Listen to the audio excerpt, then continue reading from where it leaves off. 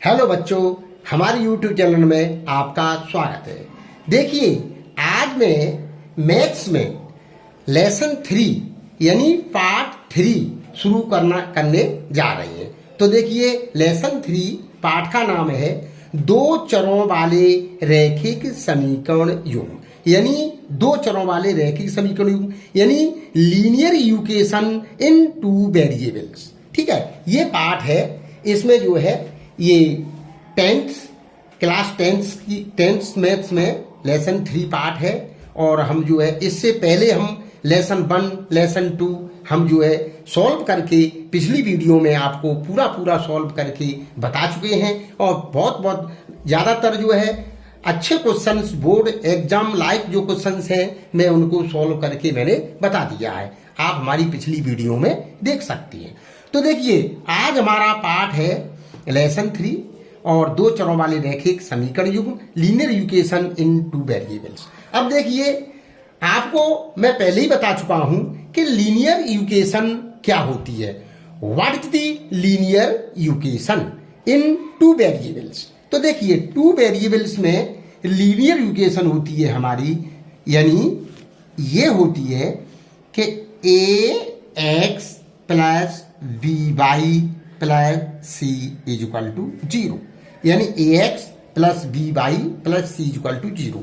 अगर ये linear equation, अगर जैसे इस लीनियर इक्वेशन में अगर हम जो है एक रेखा खींचें, एक ग्राफ ड्रॉ करें, तो हमारा ग्राफ एक सीधी रेखा स्ट्रेट लाइन हमें प्राप्त होती है। यानी अगर दो चरों में कोई लीनियर इक्वेशन है और उससे अगर हम सॉल्व करके अगर हम जो है एक ग्राफ खींचें, तो हमारी एक जो है ग्राफ एक स्ट्रेट लाइन सीधी रेखा प्राप्त होती है। इसीलिए कहते हैं इसे हम लीनियर इक्वेशन। अब देखिए, अब हमारी दो चरों में लीनियर इक्वेशन क्या होती है। दो चरों में हमारी होती हैं, यानी a1x plus b1y plus c1 is equal to 0, यानी ये पहली इक्वेशन। और देखिए, a2x plus b2y plus c2 is equal to 0, ये सेकंड इक्वेशन। तो इस तरह की दो इक्वेशंस होंगी, यानी इनको कहते हैं हम समीकरण युग्म। ठीक है ना, ये इस तरह की तुमको इस चैप्टर में दो इक्वेशंस दी होंगी और उनको सॉल्व करके पूछा गया होगा। तो ये सॉल्व करने के लिए हमारे पास जो है कई विधियां हैं। जैसे एक विधि होती है ग्राफी विधि, यानी ग्राफ द्वारा सॉल्व करके बताना। दूसरी विधि होती है हमारी, यानी जो है विस्थापन विधि। तो विस्थापन विधि द्वारा हम इन इक्वेशनों को सॉल्व करके बताएंगे। और तीसरी होती है विलोपन विधि, यानी विलोपन विधि द्वारा इन दोनों इक्वेशंस को कैसे सॉल्व की जाती है। और चौथी विधि होती है यानी वज्र गुणन विधि, यानी वज्र गुणन विधि द्वारा इन इक्वेशनों को कैसे सॉल्व किया जाता है। तो देखिए, इन समीकरणों को सॉल्व करने से पहले आप जो है इनके अनुपातों को देखिए। अगर तुम्हारे पास दो इक्वेशंस, दो वेरिएबल्स में दो लीनियर इक्वेशंस दी गई हैं, तो इनके अनुपातों को हम किस तरह से ज्ञात करते हैं। देखिए, अगर जो है यदि number 1 a1 upon a2 not is equal to v1 upon b2, अगर जो है अगर इन अनुपातों को a1 बट्टे a2 not is equal to b1 बट्टे b2, अगर ये पोजीशन आ जाए, जैसे a1 a2 और b1 b2, इनके कोई भी कोफिशिएंट होंगे, उनको हम कोफिशिएंट को विद यानी साइन चिन्ह के भी लेते हैं। तो देखिए, अगर ये पोजीशन है हमारी, तो हम क्या कहेंगे कि दोनों रेखाएं आपस में प्रतिच्छेद करती हैं। क्या करती हैं? दोनों रेखाएं आपस में, ये दोनों रेखाएं कैसी करेंगी? प्रतिच्छेद करेंगी। इस तरह से यूं और यूं, ये रेखाएं हमारी आपस में प्रतिच्छेद करेंगी। इस तरह से किसी तरह से भी समझ लो, ये रेखाएं आपस में काटेंगी, यानी एक पॉइंट पर काटेंगी। और इनका क्या कंडीशन होगी कि रेखाएं प्रतिच्छेद करती हैं और इनका केवल एक हल होगा। क्या होगा? दोनों का केवल एक हल होगा, यानी दोनों का केवल एक हल होगा। एक हल होगा यानी एक हल होगा, यानी इसमें केवल x और y के केवल हम सॉल्व करेंगे तो x और y के केवल दो ही यानी एक मान ही आएगा। जैसे x बराबर कुछ होगा, y बराबर कुछ होगा, उन मानों को इनमें रखने पर ये हमारी रेखाएं यानी संतुष्ट होंगी, यानी केवल दोनों का एक हल होगा। ये तो आपको ध्यान रखना है बच्चों। अब देखिए दूसरा, इनमें अनुपातों में दूसरा अनुपात क्या होता है? हमारा दूसरा होता है कि यदि A1 बट्टे A2 इजुकल टू V1 बट्टे B2 और इजुकल टू C1 बट्टे C2, अगर ये पोजीशन हो, अगर ये अनुपात ये A1 बट्टे A2 इजुकल टू B1 बट्टे B2 इजुकल टू C1 बट्टे C2, अगर हमारे तीनों मान इक्विवेलेंट आती हैं, बराबर आती हैं हमारे मान, तो क्या होंगी? तो रेखाएं हमारी कैसी होंगी? संपाती होंगी। रेखा कैसी होंगी? संपाती, यानी संपाती मीन्स कंकरेंट, यानी मीन्स जैसे एक रेखा तुम्हारी ये होगी, यो, ठीक, संपाती। और एक रेखा, एक समीकरण से अगर हम रेखा खींचेंगे तो सीधी रेखा प्राप्त होगी। फिर दूसरे समीकरण से अगर हम ग्राफ ड्रॉ करेंगे तो केवल इसी रेखा पर दूसरी रेखा भी प्राप्त होगी, यानी इसी रेखा के ऊपर रेखा होगी, इसलिए ये रेखाएं संपाती होंगी। और क्या होगा? यानी रेखाओं के समीकरण युग्म के अपरिमित रूप से अनेक हल होंगे। क्या लिखेंगे? के समीकरण युग्म की, यानी समीकरण युग्म के अनेक हल होंगे, अनेक हल होंगे।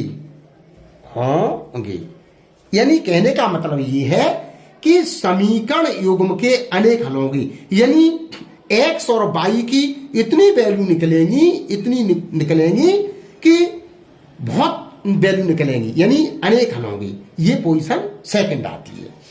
अब तीसरा क्या पोजीशन आती है? थर्ड पोजीशन ये आती है हमारी कि